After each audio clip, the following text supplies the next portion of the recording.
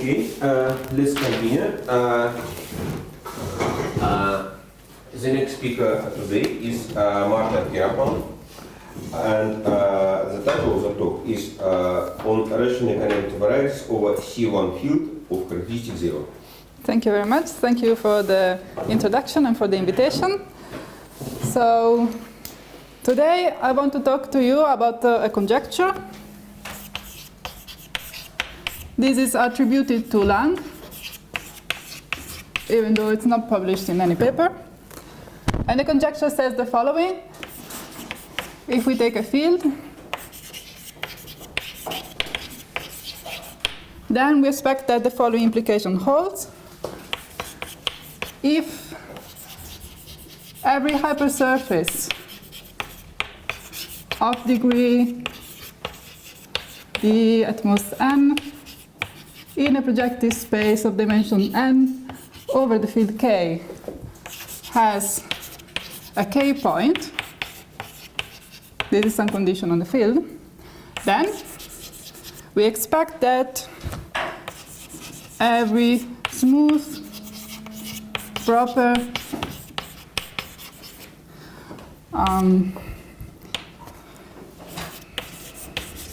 if you are in positive characteristics, you ask something about separability. So separably, rationally connected variety over this field K that has this property. Then we expect that every such rationally connected varieties has a rational point.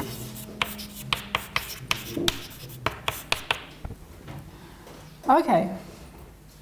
So before going further and saying something about this kind of fields and this kind of property, let's just look at this a little bit and try to figure out why does this make sense, if it does in any way. So the geometric reason behind this conjecture, if you want, is that if we look at these hypersurfaces, we look at this condition here, this is the condition of being Fano, at least for the smooth ones. And it is also the condition of being rationally connected. So what we are asking is, if on some field all the Fano, all the rationally connected hypersurfaces have rational points, then do also general Fanos that are not hypersurfaces, so general rationally connected varieties have points over such fields. Okay, so let's see that actually there exist fields with this property. This property. Is the n fixed? No, n is not fixed. So every hypersurface of degree f most n in Pn, and if you want, for every n. Yes. And a field that satisfies this assumption is called the C1 field.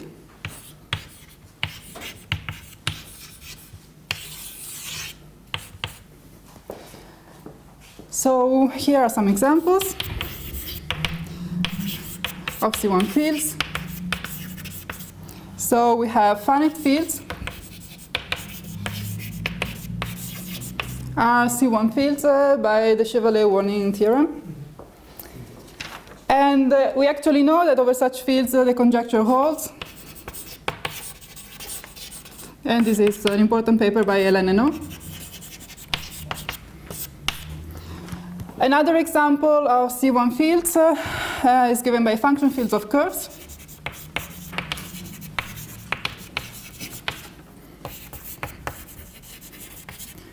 Curves over algebraically closed fields. And these fields here are C1 by work of Zen, for example. And also for these fields, the conjecture holds by celebrated papers of Greber, Harris, and Starr.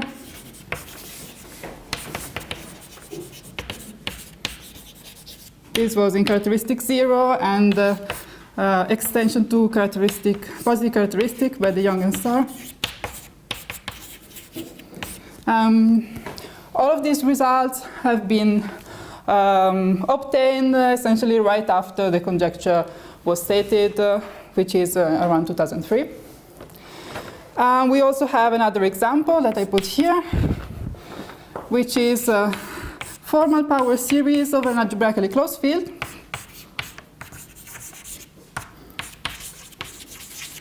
And also for these fields, the conjecture hold, it is essentially a consequence of these big papers over function fields, and it was derived by Colliot-Helene.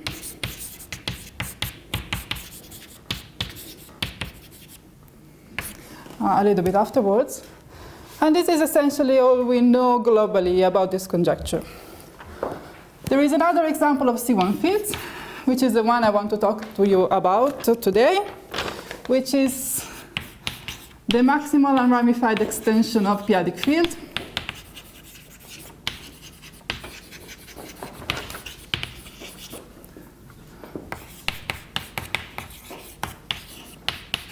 I'm not going to go into the specifics of this field. The things that I want you to know about this field is that for this field, the conjecture is still open. This field is an extension of QP, so it is of characteristic 0, which is something that I will be interested in for this talk. And the best kind of result that we know for this field is a kind of recent result by Dussler and Knecht, published 2017, which is of this kind.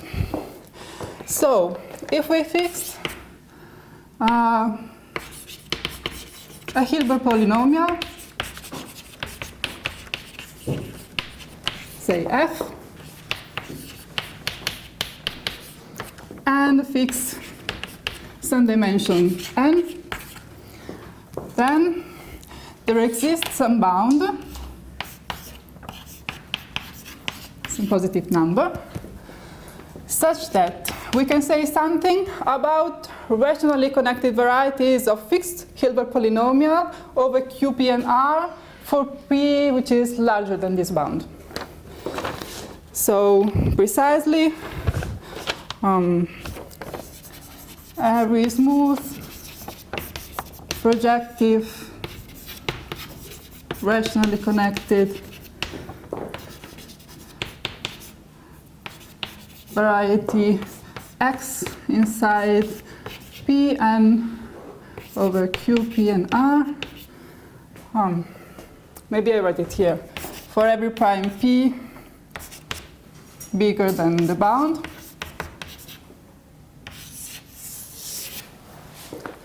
every smooth projective rationally connected variety with a given embedding inside the big Pn, which is fixed with the Hilbert polynomial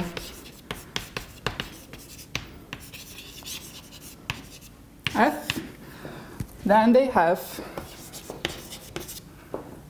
points, rational points over QP and R.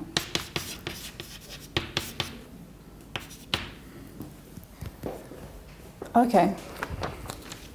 This essentially says if we fix some invariant, fixing the Hilbert polynomial in particular fixes also the dimension. So if we fix this invariant, and then we take primes large enough, then rationally connected varieties over these extensions of QP, then they actually have QP points, so somehow they satisfy the conjecture. But we have to throw away a finite set of primes. Okay, so this is what we have, more or less, in the literature. It remains also, of course, the question in general, which is the question behind the conjecture. What varieties have points over C1 fields? So all of the results we have seen so far, they fix the C1 field and they prove something over that field. And the techniques are different field by field.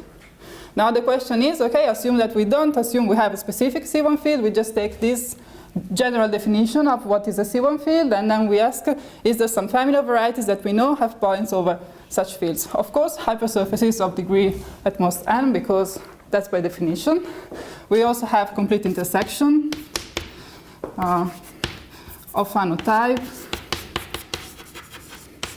So with degrees which are, some of the degrees lower than the dimension of the projective space, in projective spaces, or including singular ones? Including singular including the singular ones. That's why I write this is like. So the condition on the degree is the one that for the smooth one makes them Fano. Okay, but then we actually do all of them regardless of the singularities. So in projective spaces, also in weighted projective spaces.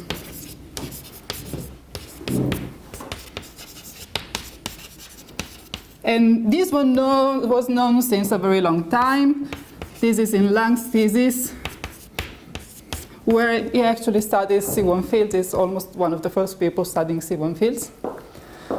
And this is, okay, I guess it is somewhere, possibly, it was known beforehand, but you can find it in Collard's book on rational curves on algebraical varieties, which is of 96.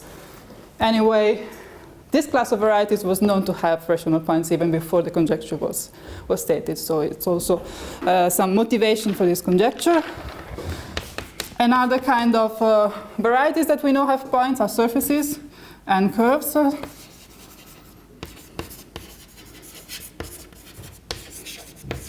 For curves, there's not much to prove. We have only conics, which are rationally connected. And conics are hypersurfaces in P2 of degree 2. And so they have points by definition, so there's nothing to prove in that case. And for surfaces, well, rationally connected smooth proper surfaces, they are actually the rational smooth proper surfaces, and there is a classification of them, and one can use this classification to prove that they actually have points over C1 fields. And this was done again when people were asking this question even before the conjecture was formulated in 87. So this is all motivation. If you know that the surface is rational, you don't need classification to check that. They are geometrically rational. Also, same for here. Just to make it clear for everybody, when I say rationally connected, I always mean geometrically. Yes. Okay, yes. You just try to map P1s, or you try to map conics, but conics have points and they are P1s, so there will be trivial. So this is always geometrical. I'm probably going to forget it later on, but this is a geometric property for us. And also it implies geometrically integral together inside its definition, just to make sure we understand each other. Out of curiosity, if you know there is a point, can you pass a rational curve through the point? Define it a little bit. That's a good question. I think there's been some work of Collard on this kind of questions. I think there's been some work of Collard in this direction. Yeah. But I'm not an expert about that, but that's a very good question. Okay. What was my last example? Oh yes, there is a PhD thesis of Robin Guilbault where he proved that the same holds for hypersurfaces rationally connected. Hypersurfaces in toric varieties, of course one can ask for this. Split toric varieties. So in this case the varieties are really split. There's no weird actions on them, but then the hypersurfaces are just geometrically rationally connected. This is, of course, going to be just a geometric property, and it works a lot on trying to find points. And this is kind of recent, in 2014. And there is no restriction on the base field. I think this one here is in characteristic 0. The last result, the others are in arbitrary characteristics. All right, so what are we going to do today? So I'm going to present my work on this. And if I find some color chalk, maybe. So the first thing that I want you to consider with me is, let's look at this conjecture. So we have two conditions that we want satisfied. We want geometric rational connectedness, and this is a birational invariant. And we also want the existence of points, and this is a birational invariant of smooth varieties. And just reminder, This is a theorem by Nishimura. Pretty old that we are going to use. So if we have a rational map, dominant, between two varieties, and the first one is smooth, and the second one is proper, then if over some field, K is any field, then if we know that the first variety has a point over K, the second variety is going to have a point over K. Why do you need the map to be dominant? You don't really need it if you can. Yeah, you don't really need it. You don't really need it. It's rational. It's just a rational map. Okay, yeah, we don't need non-dominant, of course. You can restrict to the image, closure of the image, and that will be fine. Okay, I guess because the proof used the extension of function fields and so on, so that was good. Actually, there's many possible proofs right now for this theorem. So the only thing that we require is that this variety here has at least one smooth point over K, then we can restrict to a neighborhood of such a point, but the target has to be proper. That's what is used. And if it's not smooth, then If the point is singular, this is wrong. This can be wrong. You take a cone over a conic without points, you take the desingularization, you look at the inverse, birational inverse of this map, and yeah, it's just that. Okay, so now that we have these two birational properties, we can look at this conjecture in a birational way. So that's the first thing that I'm going to do.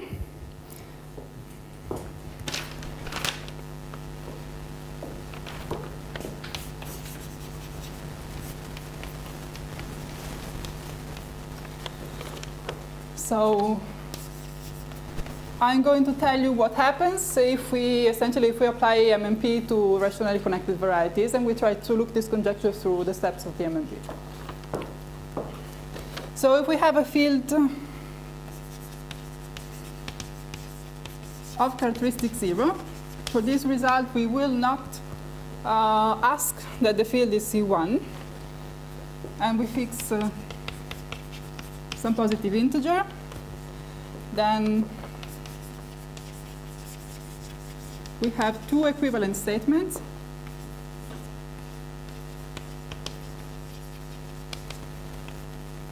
And the first one is the conjecture. So smooth, proper, rationally connected varieties over K. And then we fix the dimension essentially. We say the dimension is bounded above by n.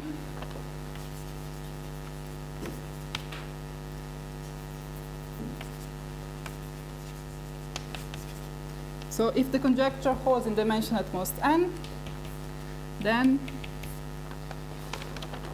this is equivalent to requiring that only some other varieties, which are actually, they are going to be slightly singular. Here we have smooth ones. In general, when we apply MMP, we get some singular guys, and we have to take into account that. So we have the terminal, if you want, q factorial Fanos, defined over this field K, of the same dimension restriction, dimension at most n. And also, we can require that it have Picard rank 1.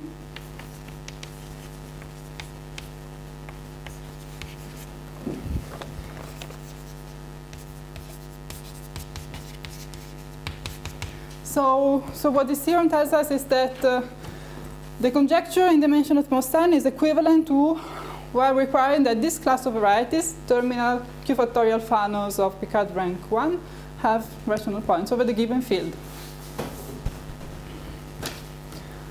so now, oops, sorry. I will have to erase this at some point. So first, I will tell you that this one is the first kind of result that I'm going to show you. And then later on, we will see some results, well, something in this direction. What can we say in dimension 3 about threefolds? We will try to see that if we can reduce the conjecture to just Fanos, then we just have to look at Fano threefolds, and I will give you some results about that. And then we will also use that theorem to improve on this result here. Maybe we manage to do it on the board. We will see. So using that theorem, we will be able to remove the smoothness, the projectiveness, and the dimension, the dependence on the Hilbert polynomial, actually. Okay, let's prove this theorem.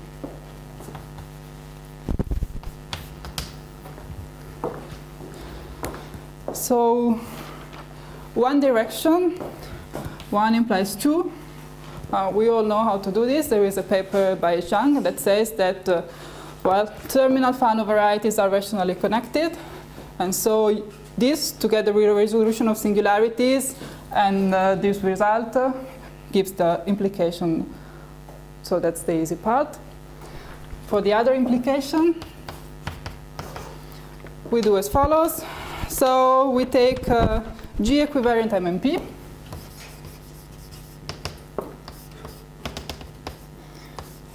So X, okay, let's see, sorry. First I will say, we will do it by induction on N, which is why I fixed N in the statement, while also for the applications. So if N is equal to 1, there is nothing to prove. We already know that in dimension 1, all rationally connected curves have points regardless. No, sorry, all smooth, smooth proper rationally connected curves is equal to terminal Fano curves. In this case, so there's nothing to prove. And so if now the dimension is bigger than 1, we do as follows. We take our MMP, we get a birational model X prime. I don't want to write here. And we get a Mori fiber space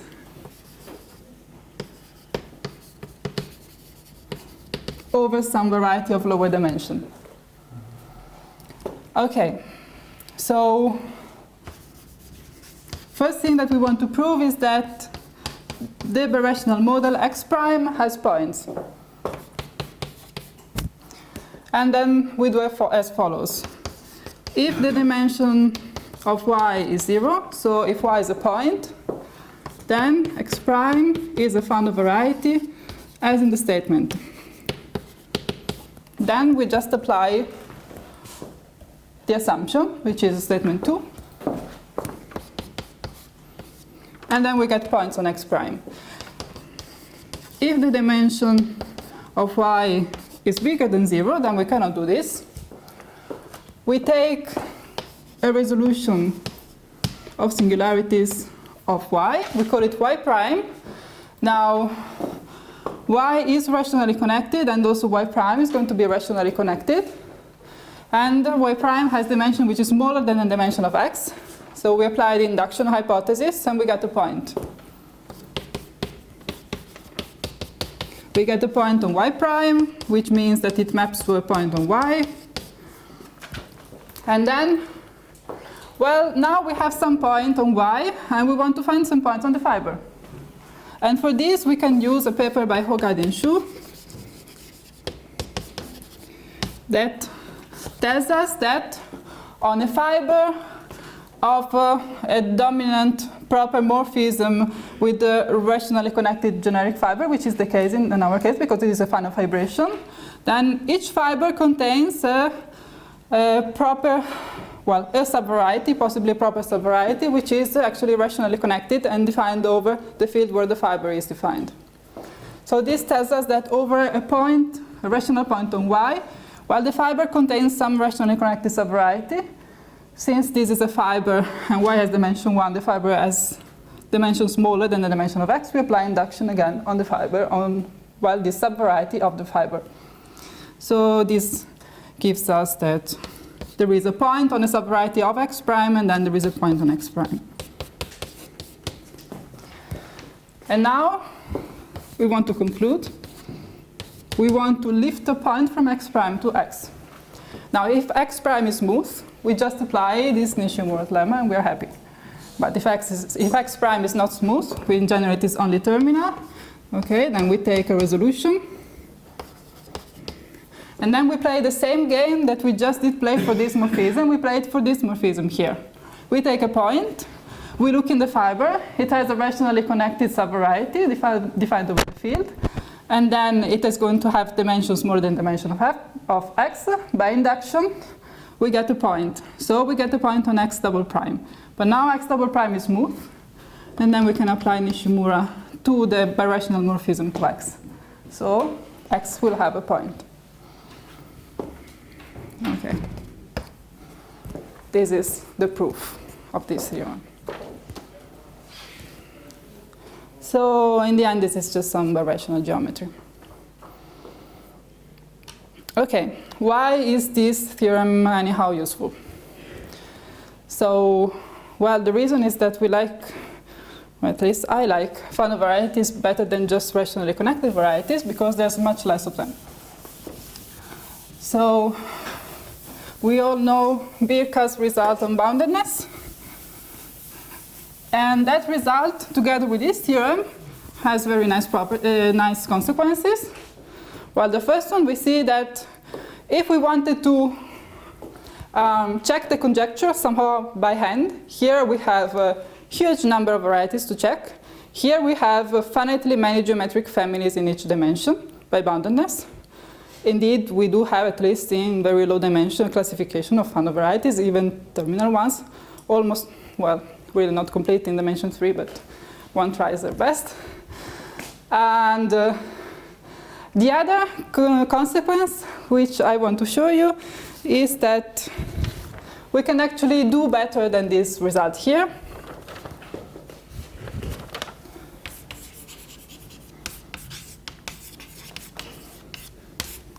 So if we fix just the dimension,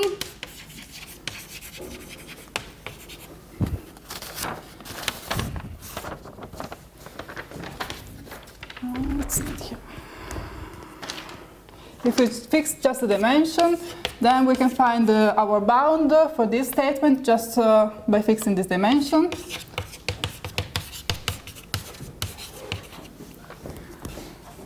And then we can actually remove this smoothness and projectiveness. So this is just for even opens of rationally connected varieties. I can explain this maybe later on in a moment. So every rationally connected variety of dimension and over QP unramified extension for p primes large enough depending on the dimension.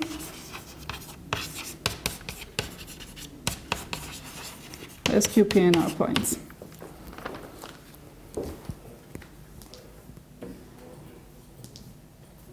Okay. Maybe I can say something about the proof of this theorem as well. So what happens here is that for this theorem, one needs to fix the Hilbert polynomial. From this theorem, we know that it is enough to check some of these terminal Fanos.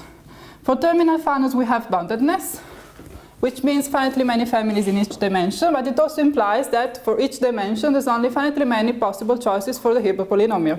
So we have finitely many Hilbert polynomials. Then one would want to just say, okay, then we take this statement, we apply it finitely many times, one for each of the polynomials, we take the maximum of the bounds that one gets, and this is it. Well, this is not really exactly the case, because here there is this smoothness which is actually used, and here we have terminal ones. And the proof works with the Hilbert scheme. So, to make it short,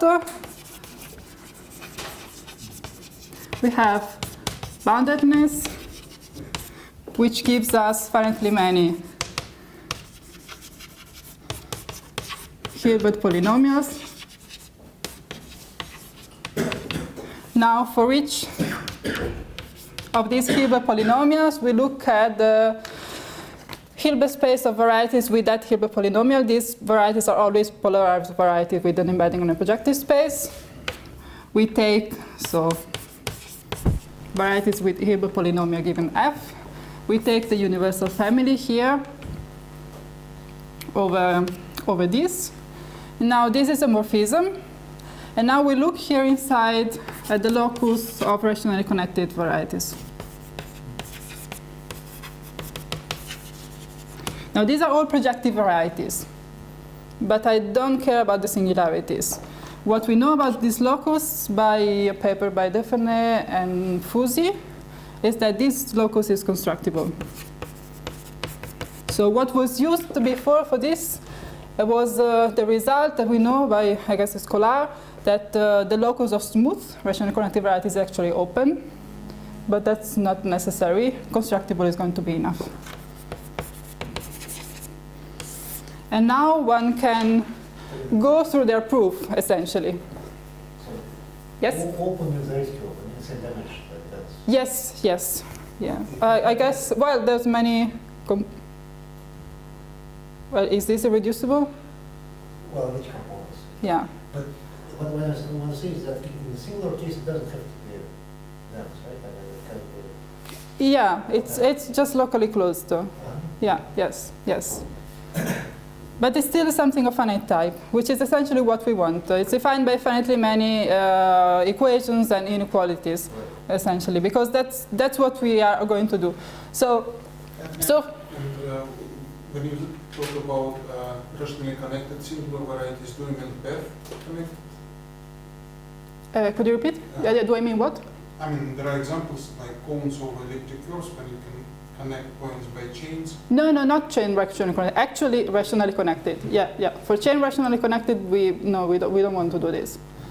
So actually rationally connected. And if you just forget about the characteristics, you want them separably rationally connected. Okay? So that's the strongest notion possible. This means that basically for every generic point, you can pass a curve. Yes. I mean, there's a family which is generic. Yes.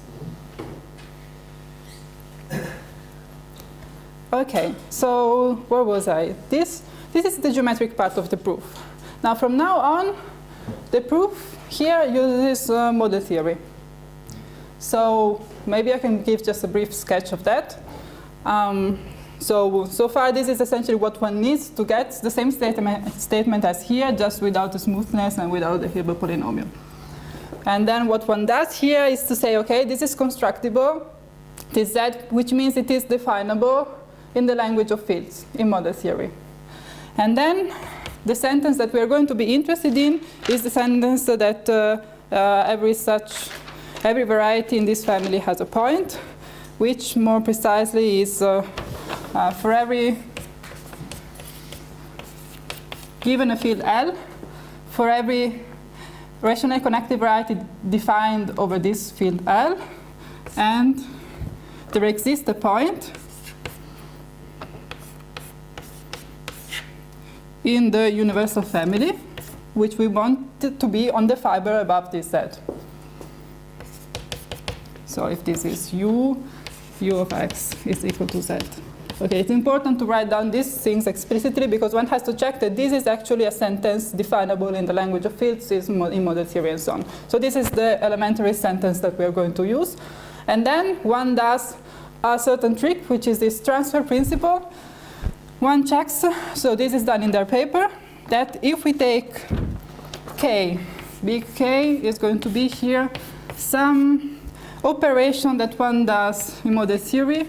It is a product over primes of our fields Q, P, and R. But then this is actually an ultra product with respect to a certain ultra filter. And I'm not going to explain the details of this thing. But what they prove is that in the language of fields, this guy is equivalent to a field where that sentence actually is known to hold. So this big K that we just defined is equivalent elementary equivalent to C double bracket T. So this is some statement in model theory that proves this. And then this means that since the sentence is true over this field, then it must be true over this field as well. And now there is the standard trick of the transfer principle that says, well, if a sentence is true over the ultra product of these fields, then it's true for almost all the factors.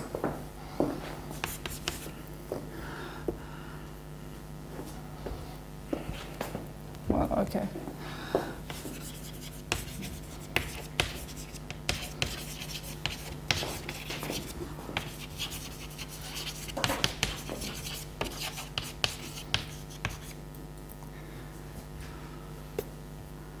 Which means that except for finitely many primes, then the sentence is going to be true over QPNR.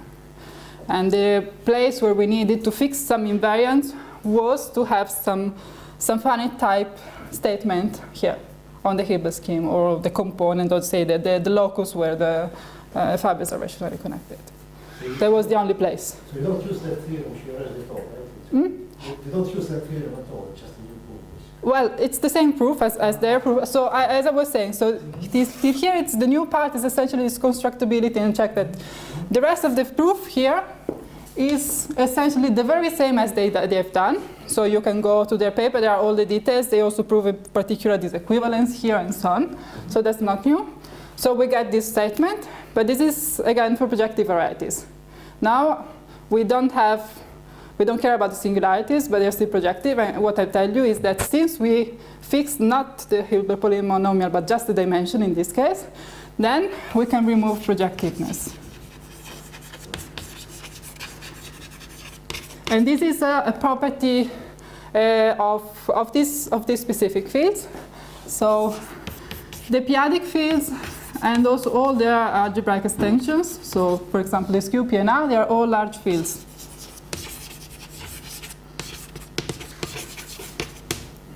Which means that if X is irreducible,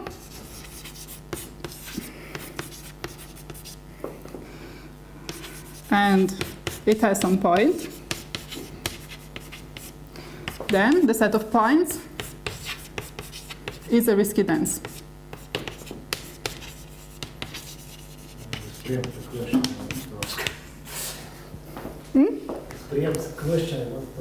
Okay. So what one does is that if you have some variety which is not projective, okay, you do whatever you want. You take a nice compactification, maybe a compactification of the smooth locus if you want. You apply, it has the same dimension. In general, this operation doesn't make sense for Hilbert polynomials. There's no way to do this. That it makes sense to preserve the Hilbert polynomial. Otherwise, one could have applied the previous statement.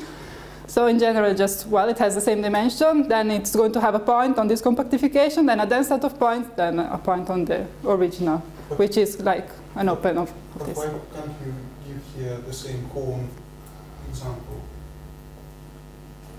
Take a variety with no points and consider a cone. Maybe smooth point. It's not going to, well, that example doesn't work over this field. So that example would probably work over, well, no, that example doesn't work. Let's see. Okay. It's, okay, we have to take, I don't know, for example, something of general type or so. So we have to find something that doesn't have points over C1 field, which is very hard. Okay? So maybe we have to go on the general type thing, take a cone over these things, and see what happens. But over fields which have this property of being large in this sense, it cannot happen, because if it has a point, then it has a dense set of points, regardless of the cone that we took. But this means that once you consider a cone, it means that on the original variety, you have a point. Does the play variety at all has a... Now you make that, now you're no, okay. let's stop for a moment. I have to go and check because You need a smooth point. yeah, maybe we need a smooth point. Yes. So x smooth. What did I write? Non-empty x smooth. Yes, I think it's I think we need a smooth points because the original definition is requiring this property for smooth curves. This defines being large, and then one can generalize to varieties, so and that's equivalent. But yeah, maybe I have to want to restrict to a smooth point. Well, it's okay because your procedure follows. For the application, it's no problem in this case. Yeah. Because I always assume that my rationally connected varieties are at least they are geometrically integral. They have some open smooth locus which is non-empty. Okay. Yes, I may have to check, but I think that this smoothness is probably really necessary. How do you prove it after it is different? How do you prove it? The what? The fact that it is large? This is an implicit function theorem for P-Adic fields in the P-Adic topology. It's just that. And since we use that, then we want smoothness. Yeah. So you reduce what P and then you use No, we use just the P-Adic topology here. The topology given by the P-Adic norm. And then, okay, it's in a paper or in a book, or maybe a book of Starr. There's the proof there. And then Pop, who studied a lot large fields, they proved that any algebraic extension of a large field is still large. So this implies this, which is the one that we're interested in. And this is like 50 years old. Yeah, this is very old, yes. Okay, so what time is it now? Wait. I have 20 minutes or 18 minutes. You have 18 minutes or so. I think I have 1 hour and a half in total, right? Yes. Oh, sorry. I don't have just 1 hour. Well, of course, if you want, I can stop earlier. I think I have till 10 past 6. Is that right?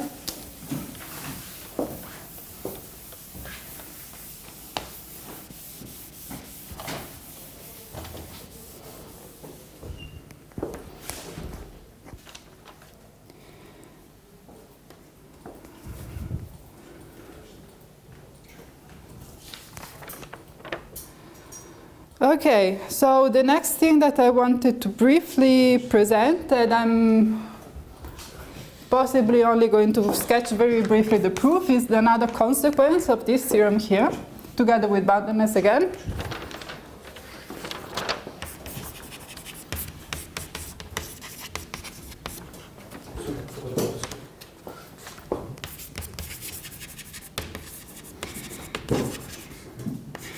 So this is a theorem about the degree of a field extension where a variety acquires a point.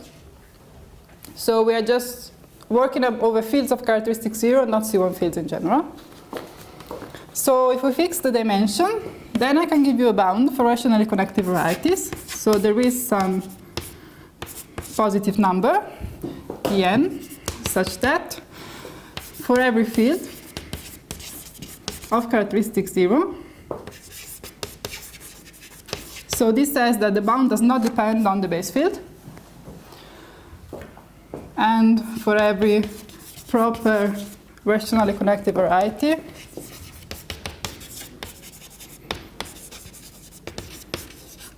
over such a field of dimension n, the variety, then we can find at least one extension k prime of finite degree, which is bounded by this bound d of n, so it's not too large, such that if the variety was called x of k prime is non-empty. So x has a point over k prime. So this is a uniform bound on the degrees of the minimal extensions where rationally connected varieties of fixed dimension acquire a point. This does not say that there is a bound such that for all fields with some degree, then the variety is going to have points over such fields. That's not going to be the case, and I think that we will see some examples in this direction maybe in the next talk. And anyway, this is kind of a nice statement because it tells us that we don't have to go too high to get points of some fields. And the proof, again, uses boundedness. Boundedness essentially gives us this bound for Fano varieties. And that, then what one can do is to, okay, go back and redo this proof, but instead of looking at the property there exists a point, we look at the property there exists an extension of bounded degree where the variety acquires a point. And we go through all the steps, and we see that by induction, if we have, if we know d of n minus 1, then we can compute d of n, which is at most the maximum between the bound for Fanos, which we will get from boundedness, and the bound for one dimension less.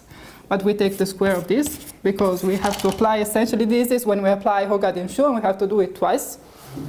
And then we also have to multiply again by d of n minus 1 when we apply Hogarth-Inshu again for this one. That's essentially what happens. So this is what, how the induction goes. And we can compute actually explicitly d of 2 is 2, as we all expect, d of 1, sorry, in dimension 1, as we all expect, conics. And one can go through the classification of surfaces, and d of 2 is 6. And then one can go through the classification of threefolds, and the classification is not complete, so what can one do? But then I was told by Konstantin about his work with Yuri on Jordan subgroups of the Cremona groups, and there inside they have some techniques to deal with all of these non-Gorenstein terminal Fanos that are not classified, but still we can say something about them. And that kind of the techniques are enough to prove that there is a bound. It's probably not sharp, or I don't know, but it's at least 2016. It's some number. And any higher dimension, I have no idea. But 216, yes. So basically, it's realized by the second argument in your maximum, right? You mean that it's realized by the second argument in your maximum? Yes, this is the result of, so this number here is this formula. When we plug in inside here the one for Fanos that has to be computed by looking at the classification of Fanos. So that's going to be the hard part, of course, of this formula. And then this is not very large, actually, so it is kind of fine. Yeah. But this is called smooth Fanos, right? Deep Fano. No, terminal. Terminal. No classification, but still we can estimate something. Terminal. And then we have the Gorenstein ones that are classified, and non-Gorenstein ones are not all classified. But you mentioned that the last multiplication by d of minus 1 is from this resolution of singularities. No. Still you mean. Sorry. So, no, it's okay. So there is this part here, and this comes from looking at this guy. When the base is 1 point, and we still have to do one step to get the points, and we get the extra multiplication. Okay, so how much time do I have left, actually? Yeah, I'm not sorry. I thought about tweaking the schedule. It's okay. You're right, it's like 40 minutes if you want. Okay, good. Because I wanted now to present an example, which takes some time, but yeah, maybe you're going to like it. It's some explicit construction. As you can notice from the previous talk. Yeah. Okay. So what we are going to do now, these are like the general results for fixed dimension, and we can say something general about the varieties. And now we're just going to restrict to the Fano ones and dimension 3. So I will use maybe 5 minutes to tell you in general what kind of results I can do for Fanos, and then we will see an example. Example of what? Of one Fano threefold, where we are going to find a rational point. Okay? Where there is not an obvious one. It's an example from a paper by Yuri Prokhorov, who is here. So, and I like it very much because it's really not an intuitive example. Okay, so first, let's see in general what kind of examples I can do. And just if you have the question, there is no general technique that applies to all Fanos. There's no way. So some pieces of this theorem are going to be done with the same technique, but most of them are just single cases. So if X is a terminal Fano,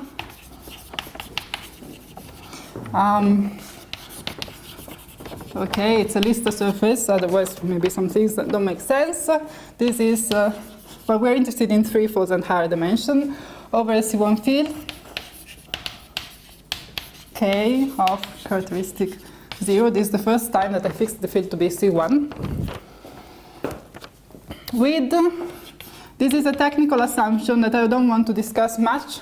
It comes from the study of CI fields. We want that this field has normic forms of every degree.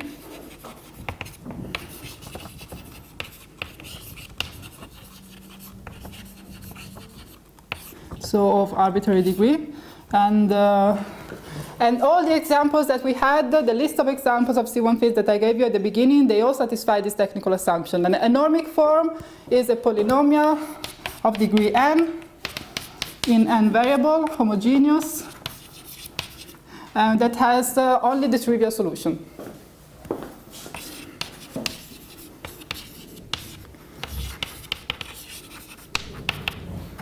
So this is what a normic form means. So if you have any field that has arbitrarily high, large, so say a finite extension of arbitrary degrees, then you take the norms of this extension. That's an example, and that's also why they're called normic, I guess. Okay, and this is satisfied by all the examples we had before. Okay, so we're not going to deal with that. It's just to be able to apply, if we want, these theorems about these complete intersections that I mentioned before, complete intersections of Fano type in projective spaces or in weighted projective spaces. Well, that's the place when one uses the existence of such normic form for the proof. But I'm not going to explain that. Then I can prove the following. If the index of X, which is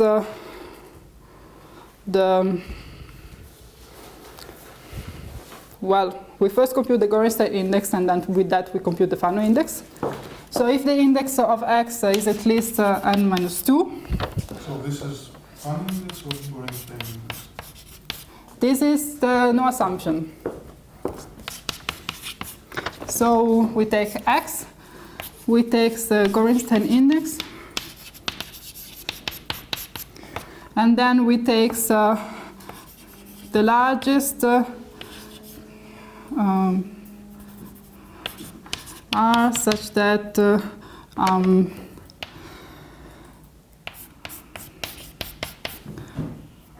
minus ikx, or ikx is R times A, where A is a Cartesian number.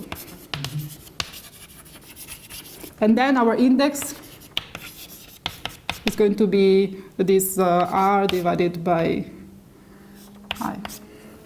This is how we define the index in the case where the variety is non-Gorenstein. So this is what I mean by index.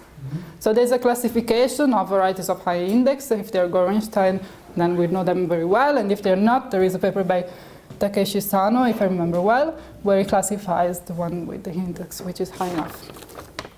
And then, by looking at this classification, well, essentially case by case, one can prove they all have points over C1 fields. And this is what I can tell you in high dimension, so in arbitrary dimension. And now if we fix the case of three-folds in dimension 3, then there will be two cases. If X is Gorenstein, then we have a classification. And we can assume, of course, Q factorial. Okay, I didn't specify it before. When I say Q factorial and when I say also Picard rank 1, these are two properties that I mean over the base field, not geometric. which means that it's much less restrictive than if it were geometric, and especially this one essentially doesn't help me at all. Because I look at the geometric classifications, and either they are Q factorial or not Q factorial geometrically, but I can distinguish what happens when I play with the Galois action essentially. So in principle, I would have to consider non-geometrically Q factorial Fanos that become Q factorial if we consider the G action. Okay. So if we look at all of these, which are classified, then I can treat almost all of them.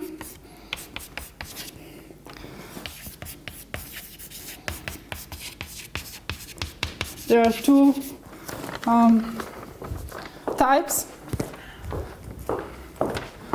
where I have some of the Mukai prime Fano 3-fours that I cannot do. But I would expect that it would hold there. So, except possibly in the case where the genus of X is 6, 8, 9, or 10. These one are the most complicated one from our point of view. Or the case where they are not classified. So, if the anti-canonical system has movable decomposition.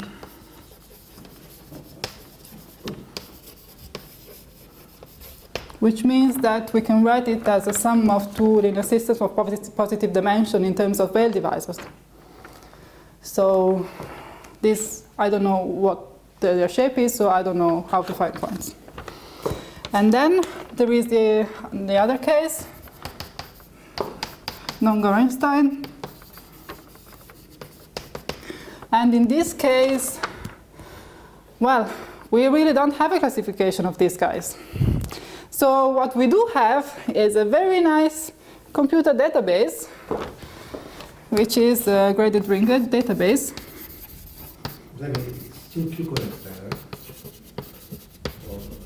Of course. They are Q-Gorenstein because they are terminal. Yes, yes, they are.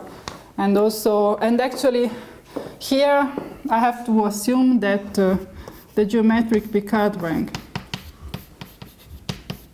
is 1, because otherwise we don't even have this information from the graded ring database that gives us the classification of the possible singularities. These are the baskets of non-Gorenstein singularities. In the sense of Myers-Reed.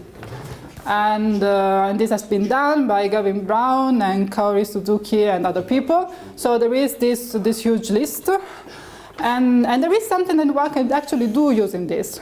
Because there's one very important thing is that these baskets, they contain some invariants.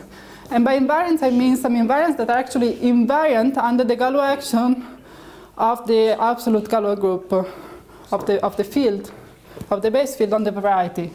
So if it happens that a given invariant in the basket appears only once, since the Galois action would send a point with that invariant to a point with the same invariant, and there is only one point with that invariant, that point has to be fixed under the action of the Galois group. Which means it has to be defined over the base field, it has to be a K point. But this will be a singular point, right? It will be a singular point. What do we just want a point? In many cases you need a smooth point, right? No, why do we want a smooth point? For instance, in that argument. In here, yes. But this is not a problem. So You're going to apply the trick of law. Yeah, but then you're going to apply induction. Yeah. So the first theorem that I presented says that even if the point is singular but terminal, we can still imply that the conjecture. So I agree with you. If we just want to take the information that we have right now on Fanos in dimension 3, say, and deduce the maximal possible on rationally connected in dimension 3, and since for Fano this is not complete, it will not be complete for rationally connected, then in that case I would need possibly also some smooth points, and then maybe I can't get the best result possible. But if I can find maybe singular points on all the Fanos that I need, terminal, Picard rank 1, and so on, then even if the points are singular, I can still do the trick that I've done before. Let's just start. So So here I would find singular points. And sometimes if the singular points are few and manageable, it's much easier to treat them than actually find smooth points, which is also the case of the famous cone. We have one obvious candidate, which is the vertex of the cone, as here. Even though that is maybe not so useful, but at least for that variety, it is very useful. It tells us that it has a point, okay? So that's, it's not a great argument in this case, but we can do that, and with that I can say that, okay, here there is another notion of index. They call it a Fano index again, but anyway, this is some index which is the maximal such that minus kx is equal fa, with a is, linearly equivalent, as Veil divisor, where a in this case is the Veil divisor. So we can define this number, and sometimes it is equal to the other one, sometimes it is not. It doesn't matter. So if we look at this index here, and then that's also bounded. I think it's 19, the maximum possible. Anyway, if it is large, the situation is easy, and then we can say that the variety has points by just looking at these baskets. I went through the list. And then if it is smaller, one can still find a lot of baskets that has the property that there is only one invariant. There is at least one invariant that appears only once, and then one can apply this trick. But there are still more than 50,000 cases that I don't know how to do. So I didn't go through all of them to check that actually out of those I cannot apply this trick to any of them. I mean, there's still some things that probably one can do. I didn't go through them by hand. But anyway, the point is that there are more than 50,000 cases with f equal to 1, which is the hardest one, okay? So maybe one could write a computer program, figure out some more properties of this invariant and get some answers, but I think that in the end we would still have some varieties with so many symmetries on the singular points that we really don't know if one of those, I mean, I would expect that there are some varieties which are non-Gorenstein with none of the non-Gorenstein points defined over the base field, and one would have to find a smooth point. But for that we need more information about the variety. So this is the picture about Fano threefolds. And now, in the time that remains, I will present an example. So first I erase. If you have any questions in the meantime, you can ask.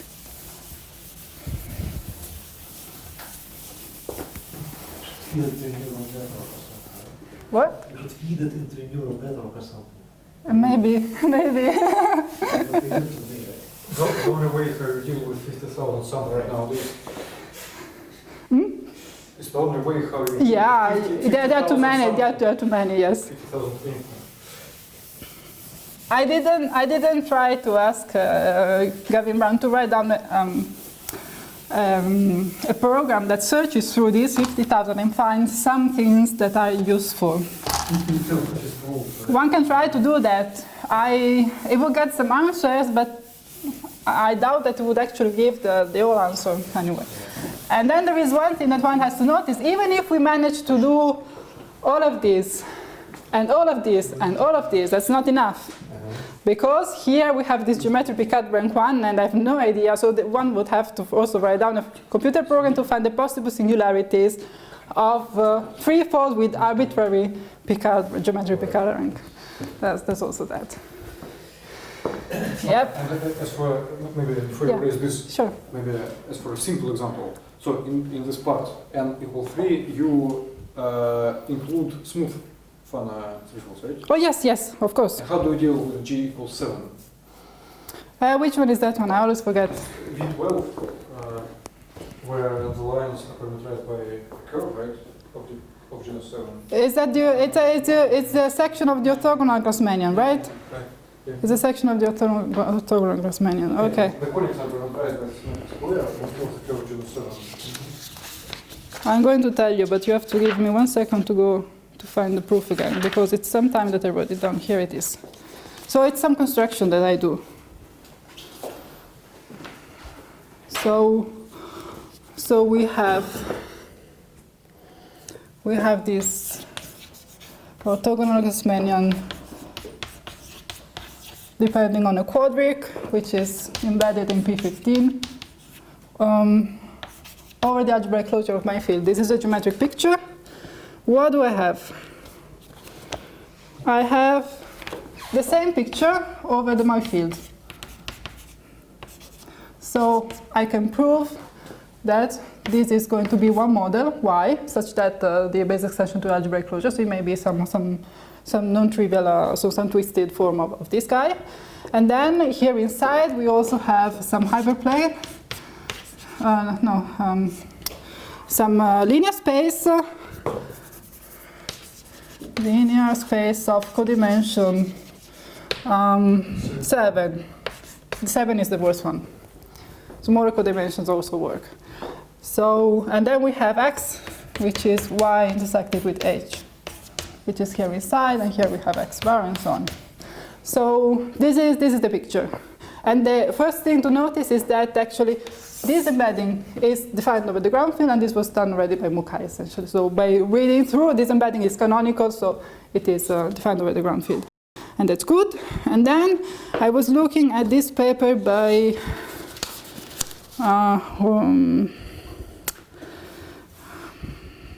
Ranestad and Schreier, where they study varieties of sums of powers, that's how they're called, and they have some description of this as well, and they write down some map here that has one projection to P9. Okay. From P15 or from H? From P15. This is because this is the description of this guy, not of this intersection in principle. First I look what information I can get from the description of this orthogonal Grassmannian. So this is a rational map defined by the linear system of the quadrics that cut out this guy here, and there's 10 of them, and then we just write down this rational map. And which means that the exceptional locus of the map is precisely this guy here, so it's not defined there. But it's okay, because we are going to play with tangents and find points in the closure of these things. So,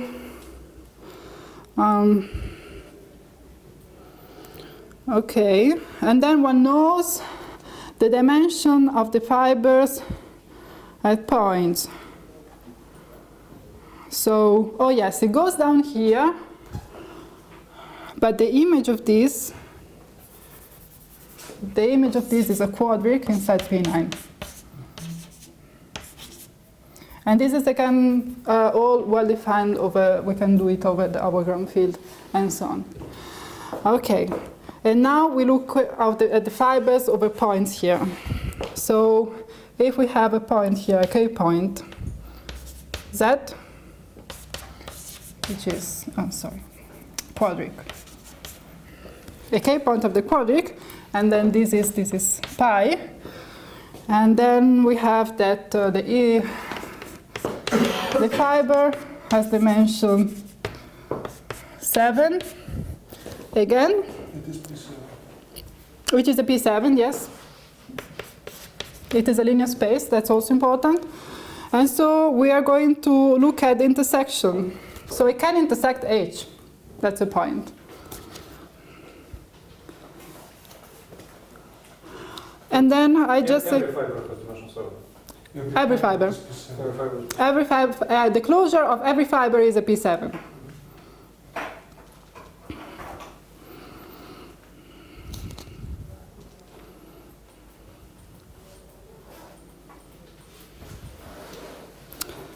Okay, so now we take the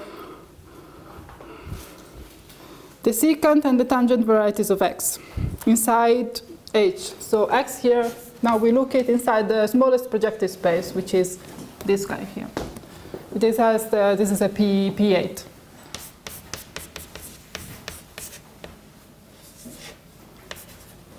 We look at here inside, and we have S, the secant variety at X, and the T, the tangent variety at X. And okay, and actually we take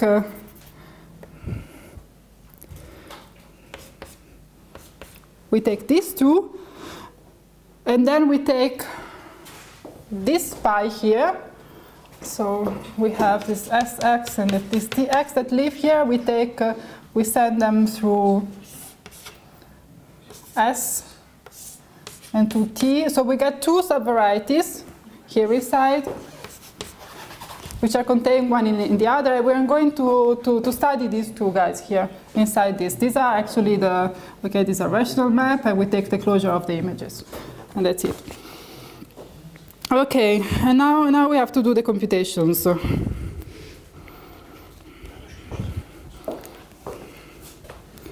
So we look at the points of S. This is the set of points of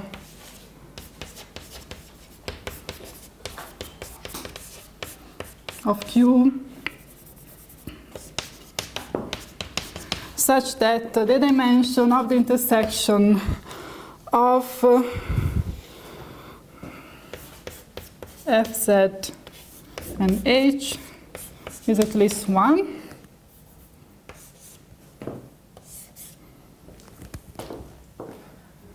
Why is that again? So if we have a point here, we look at the fiber, which is, this is a fiber, which is a linear space, and it is going to contain a point of x,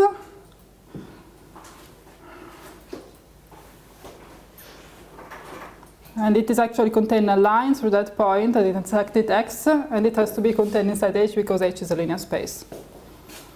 And then we do the same trick. So this is the set of points such that the linear space, which is the pre-image, contains a line which is second to x. And the same for T, it's going to be the set of points of Q, such that if we look at this linear space, which is the pre-image, it contains a line, but in this case, not just second, it's actually tangent to x. And then what do we have is that, okay, here we are going to have plenty of points because this is a quadric, and over a C1 field this has a dense set of points, no problem. And we are going to look over these points and see what happens. The nice thing that we know is that X, which is the intersection of an orthogonal Grassmannian with some linear spaces, is going to be defined by a quadric X, so X intersected with this P7, the pre-image of a point. This is defined by a quadratic polynomial. And this is something that one gets, again, from the description of these fibers. In the same paper that I mentioned before, there is also said that, okay, the fibers are P7s, and the intersection with the orthogonal Grassmannian is defined by a quadratic polynomial. Just one, so that's very nice. And now, okay, this is quadratic polynomial, which means that if this space where the thing lives, so this is this, and this, so if this space here, because it's going to be defined by something quadratic, but also by something linear that comes from here. So we just look at the smallest space, linear space, then we have one quadratic polynomial, so one quadric into this space. If this space has dimension which is large enough, we can apply the definition of C1 field. The problem is if we have a quadratic polynomial in two variables. So if this thing has dimension 1, if this thing has dimension 0, we are going to have, if we choose the point which was inside here or inside the tangent, then we are going to have a space of dimension 0, just one point, there's nothing to prove. The problem is if this is a quadric inside P1.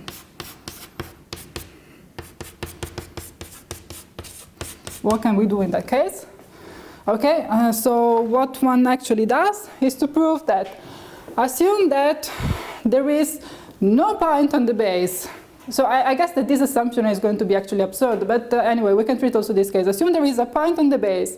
There is no point on the base, such that when we take the pre-image, this space here either has dimension at least 2 or dimension 0, which we can treat. So for all the fibers, this space has dimension 1, which I think it's probably not possible, but anyway, even if that was the case.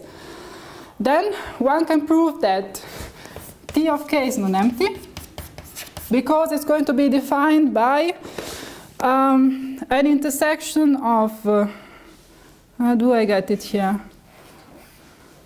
At most 4 hypersurfaces of degree 2. 1, 1, and D. Okay. So it's going to be an intersection in the P9 of a degree 2, a degree 1, a degree 1, and a degree D at most 4. This comes from some computation that I've done on the base. So trying to figure out, and this is a complete intersection actually. Just one has to work a little bit on that, okay? So by putting this together, this is inside our P9, if I'm telling you correctly. So this is good enough. It's a complete intersection to which we can apply the theorem for complete intersections. So there are points here. And then we look in the preimage. And then we know that here inside, we have a quadratic polynomial, but we also have a line which is tangent to this. So this P1 has to be a tangent line because we choose the point into the tangent variety. So the 2 possible points of this quadratic polynomial are actually just 1. So we just play with this, the fact that this P1 is a tangent line in this case. Sorry, it was not the best explanation possible, but that's how it works. So you only need T, you don't need S. So if, in principle, one could just prove that if T is, just prove that T is non-empty, and then you get some tangent line, which is, it has to be defined over the ground field, but yeah. That's it. That, together with the fact that this is essentially a quadric, locally it's a quadric. Yeah. Jong, this applies to smooth Einstein radius of genus 7 and Yes. singular symmetric. And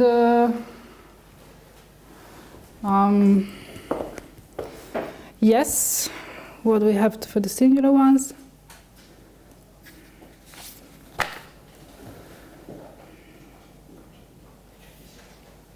I have to go through the proof. There is some other property for the singular one. I think there's a description of the singular locus, right? Maybe it's complicated. No, I don't think it's complicated. Yeah, sorry. Maybe it's a complicated example. So. Abby, it's not such a good idea to force people to speak about papers. Prepare to stop. Sorry, maybe I can tell you later because I have to look through the paper where I've done this precisely. Yeah, we have plenty of time for discussions. Yeah, good. So how much time is left after this? Let's proceed. Okay, so I think there's something with the singular locus in that case, so a different proof. I'm going to tell you later. It's just that it's at least 6 months that I don't talk about this paper, so yeah, I don't remember all the details. So now I'm going to try to draw a picture for the other example.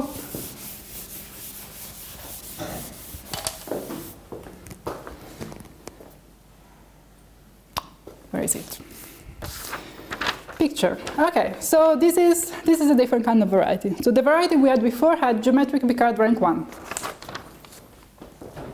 The one that I'm going to talk about now has not, and we will have a non-trivial action on this geometric Picard group that makes the Picard group of the ground field to be of rank 1. So it's related to Cremona transformation, and we are going to describe it. So this is our threefold. It's a Fano, and I'm going to describe it over some quadratic extension.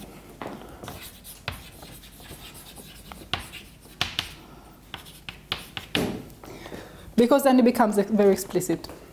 So over this quadratic extension, we have some construction to do before. So we start from a projective space of dimension 5 of a given field. And we look at the Veronese embedding of a plane. S is the image.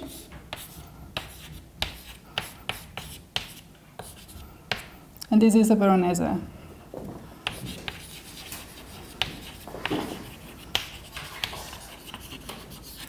And then we're going to blow up S. And then we get some 5-fold, which is a Fano variety. This is our auxiliary variety to describe X, because this has dimension 5. So we're going to intersect two things here inside. We're going to take a quadric and a hyperplane, which actually correspond to each other under the symmetric Cremona transformation of P5 with center this Veronese. So the quadric will live in the linear system of quadrics that contain S.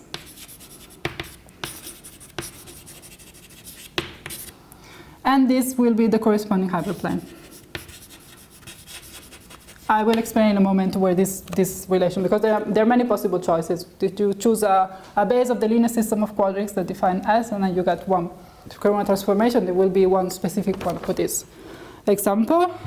So what do? Is that we take here now the strict transforms, Q tilde and L tilde, we intersect them.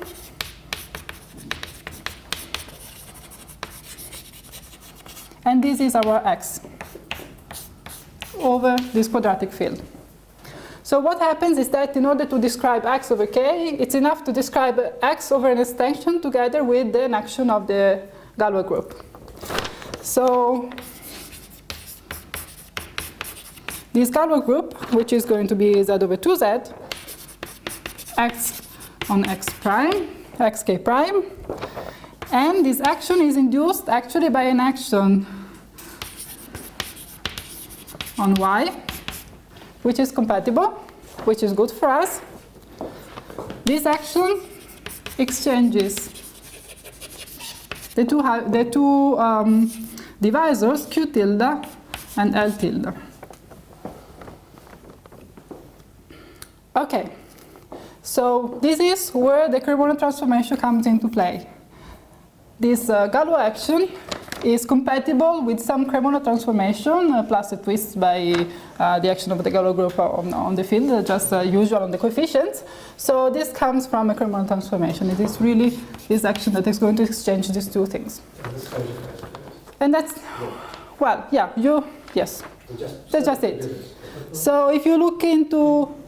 Is it just isomorphic to the blow-up of a three-dimensional quadric along a yes, curve yes, degree 4? yes, that's what I was going to write down now. So we can complete this picture indeed. Thank you. So we take here inside this is going to be a curve of degree 4, which is the intersection of S with L.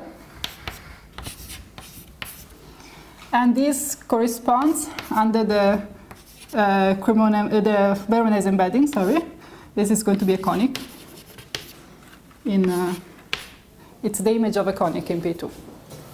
It's just it. And this is here inside and so on. So this is the picture. And then we're going to have two cases. And this was described in a paper by Yuri. All of these things where he, instead of looking at Galois groups, you just can think about some finite subgroup of the automorphism group and look at invariant things. So what happens is that I'm interested in terminal ones, so possibly singular. And we will have two cases, the smooth case and the singular case, and we will see that we cannot treat them at the same time. We will have different techniques for each of them. So the first thing I want to tell you is that the Picard group of Y, which is generated by the class of L plus the class of the exceptional divisor, then since the class of Q tilde can be computed to be the class of 2 times L tilde minus E, then we can write this Picard group with a different base.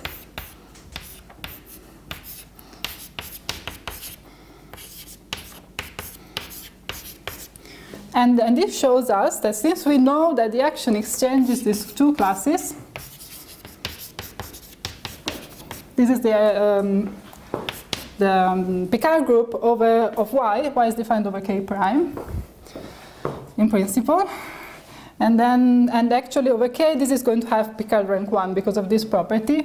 And one can prove this is actually the Picard group of X, K prime as well, and so on. So we are really in the case where the geometric Picard group has rank 2, and the actual Picard group over the base K, base field K, has Picard rank 1. Okay, so now the unfortunate thing that happens here is because of this description, it happens that these morphisms here, these two blow-ups, they're not equivariant. So we cannot use them. Not much. So instead of looking at the same picture over K, which we cannot do, we are going to use the trick that we know that K points are the same as K prime points that are invariant under the action of the Galois group of K prime over K. So our goal is to find the special K prime point which is invariant under the action of the Galois group. And as I was saying, we're going to distinguish the two cases. So first we look at the case where X is smooth. Okay, so in this case, Yuri tells us that we know that gamma is smooth. In particular, the conic, which defines gamma, is a smooth conic. Which is the generic case, right? This is the generic case, yes, of course, this is the generic case. So generic Q and L, yes. So in this case, as I was saying, gamma, the center of the blow-up is smooth, so it's a smooth conic, and then since K prime is an extension of a C1 field, so here I didn't say, K is our C1 field, then all conics have a dense set of, all smooth conics have a dense set of points over K prime.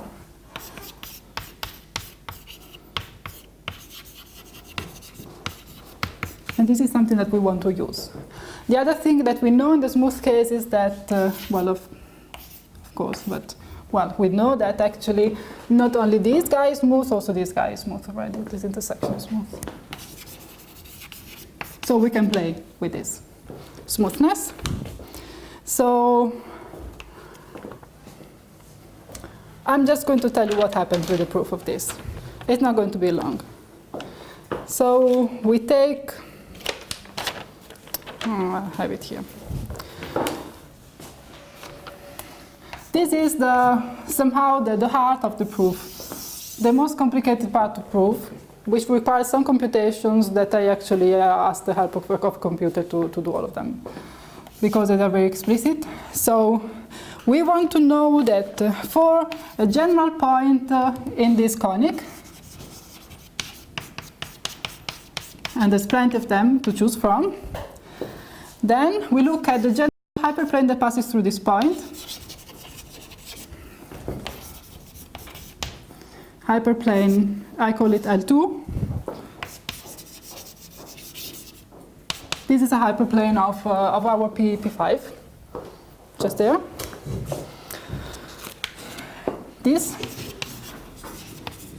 we can use the Cremona transformation that defines the action to get a uniquely defined corresponding quadric.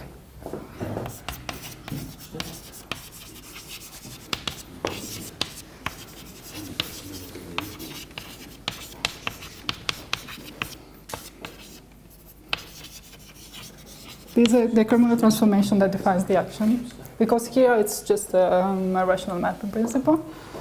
And then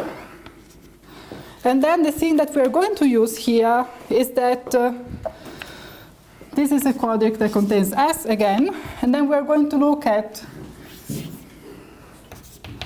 Q intersected with Q2. Well, this is not smooth in general. This is never smooth. This has always even for general guys, this has always a singular locus of dimension 0, which is at most, I think, 6 points or so. So what I want to do is that I want these singular points to be very far away from gamma. I don't want X to be a singular point. So I take this guy here, which is smooth at gamma, and of course by general choice by Bertini outside the base locus of the linear system, which is S. This we can always do.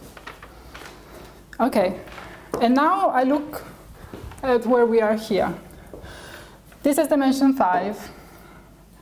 Q as dimension 4. Q intersected with Q2 is going to have dimension 3. It contains S, which has dimension 1, so it's a divisor. And both of these guys are going to be smooth at the point X, general point that we can find. Which means that if we look at this map here, the blow up of S restricted to the strict transform of Q intersected with Q2. This is the blow up of a smooth divisor, so it's the identity around the small point X. Maybe outside you can do weird things, I don't care. Just look around this point, which means that the small x has a unique preimage under this guy here, and I call it Z, which is a k prime point of X. And this is our candidate. Now we just have to prove that it is invariant under the Galois action. Or we can see that this kind of proof tells us that since we choose this to be generic, we will have plenty of choices actually. So there's not just one. So we can find plenty of points. One could try to ask the questions, all the points that can be found with this trick. Okay, so now it's going to be kind of easy. So we take our X, we write it as L, intersected with L2, intersected with, okay, we just take 5 hyperplanes that cut out X. The first 2 are given and the other ones are possibly new. While this first one, I call it L1 because it's easier to write down. So we have L1 intersected with L5, and this cut out our point. The point X is a point of gamma, which is a point of S. All the quadrics in the linear system that contains X contain the point. So we can intersect with this with the quadrics that correspond to these hyperplanes under the Cremona transformation. And this one is going to be precisely the original Q. Okay, and now we see that because we did cut out completely X here via hyperplane, then the preimage Z, the fixed preimage, in principle the preimage of X could have under the whole blow up, not the restriction, could have more than just this point. No, we may not, sorry. So I'm just going to write it down. So we got this Z here, we write it as Q1 intersected with Q2 tilde. This is what we had already. Intersected with L1, intersected with L2. Strict transform of this guy. And now we see that this thing here is invariant. But the only thing that can happen here is that in this intersection there can be at most 4 points, possibly not just one, because L1 and L2 alone, they cut in general 4 points on our gamma, so there's no way to play, but then we just intersect with the remaining ones. So we got Q3 intersected with L3, L5 intersected with L5. So we just take the strict transforms of all of these, and then pairwise, these things that we are going to intersect, they're defined over the ground field, they are invariant under Galois action, which means that the whole thing here is invariant. So this shows that this point is actually a K point. It comes from a K point. Yeah, this was the proof for this case. And now if I have 3 or 5 minutes, I can explain about the singular case very simply. So for this we can do a picture actually. So here we had the smooth case. What's the difference of the singular case? The singular case has gamma, which is singular, which is essentially a pair of distinct lines.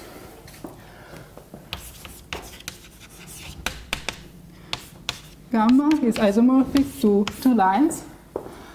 So these 2 lines are defined over K prime, because gamma is, but the 2 components are not. They are defined over a further quadratic extension, k double prime.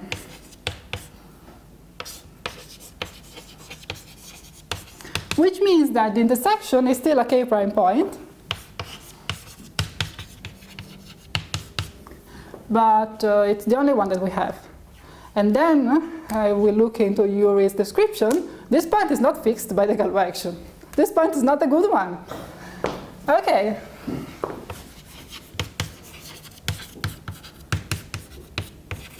So we have to find another one.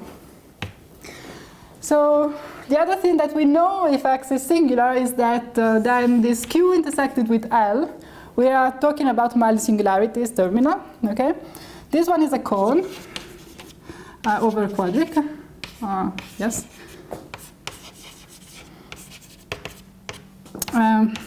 With a vertex, which I call nu, which is not a point of gamma.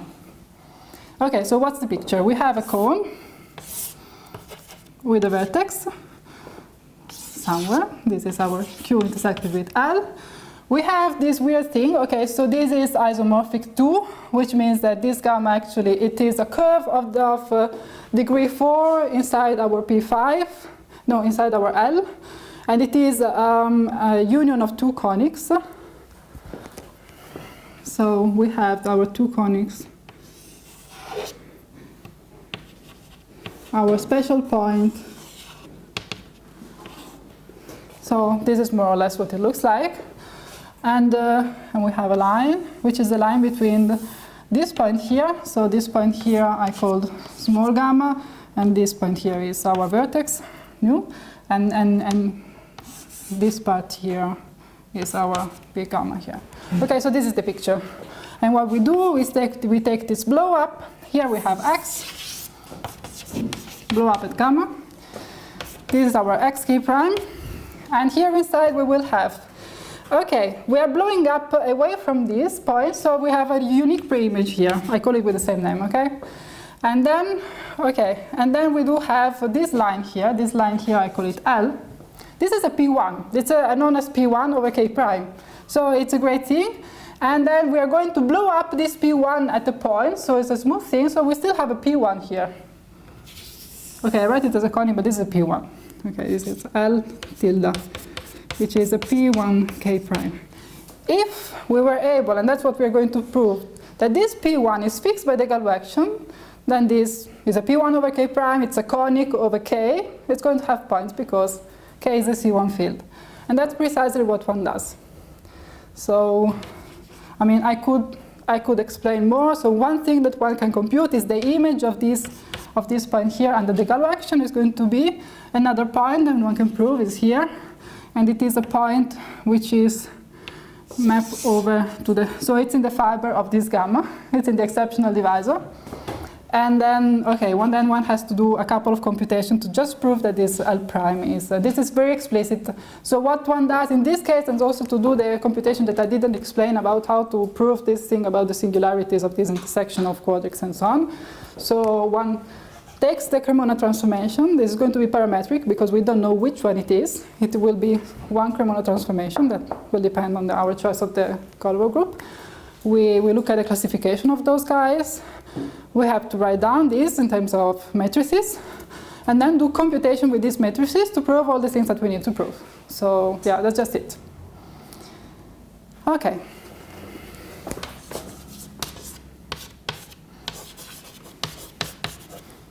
So this is some computations.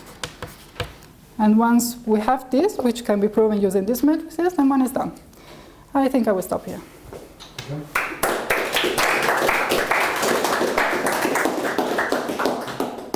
Any questions? Okay, maybe we can postpone questions to the discussions. Yes. Yes, we can do that. What time is it? Okay. Let's take I was over time, yeah.